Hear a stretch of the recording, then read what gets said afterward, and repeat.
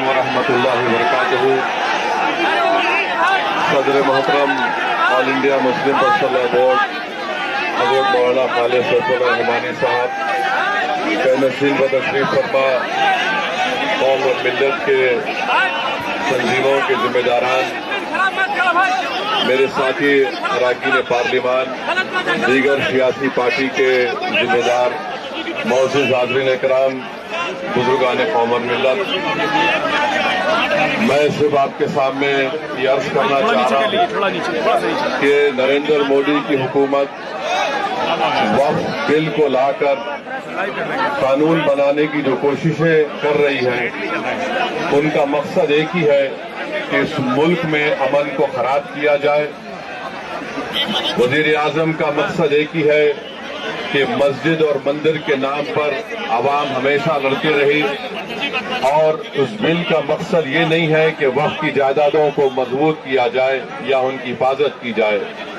आप खुद अंदाजा लगाइए कि हिंदू धर्म के एक बहुत बड़े जूरिस्ट हैं, B.K. मुखर्जी की किताब में लिखा गया कि हिंदू धर्म में बाई कस्टम बाई यूसेज वो मंदिर की जायदाद बन सकती है। तो नरेंद्र मोदी वक्फ के वक्फ बाई यूजर को इस तरह से खत्म कर रहे हैं कि अगर कोई डिस्प्यूट होगा या गवर्नमेंट प्रॉपर्टी होगी तो वक्फ बाई यूजर नहीं रहेगा।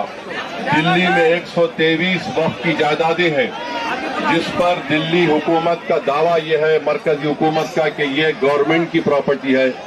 कलेक्टर को इख्तियार देने का मतलब यही है कि कलेक्टर हुकूमत के हक में फैसला देगा। जिस मस्जिद के इमाम हमारे भाई मौलाना मोहिबुल्लाह नदवी साहब हैं, वहां पर मरकजी हुकूमत कहती है कि वो गवर्नमेंट की प्रॉपर्टी है। अगर कल खुदा ना खास्ता ये कानून बनेगा तो कोई भी जाकर मरकजी हुकूमत की तरफ से, दिल्ली सरकार की तरफ से वहां पर एक नोटिस लगा देगा कि ये वक्फ की प्रॉपर्टी नहीं है। हिबा को निकाल रहे हैं, ट्रांसफर ऑफ प्रॉपर्टी में हिबा है, मगर कोई गिफ्ट नहीं कर सकता वक्फ की जायदाद को। नरेंद्र मोदी आजकल भारत के हमारे फजीलतुल शेख बने हुए हैं और ये बता रहे हैं कि अगर कोई मुसलमान होता है तो उसको 5 साल तक वो वक्फ को नहीं दे सकता है। ये कहां से इनको मालूम हुआ? कौन से फिक्र ये की किताब में लिखा गया? तो इनका मकसद एक ही है कि भारत के मुसलमानों से उनकी सियासी और मजहबी शनाख्त को छीन लिया जाए। मैं आपको बता रहा हूं कि इस बिल का मकसद मुसलमानों से मस्जिदों को छीनना, दरगाहों को छीनना, कब्रिस्तानों को छीनना, इवैक्यू प्रॉपर्टीज को छीन लेना, ये मकसद नरेंद्र मोदी की हुकूमत का है।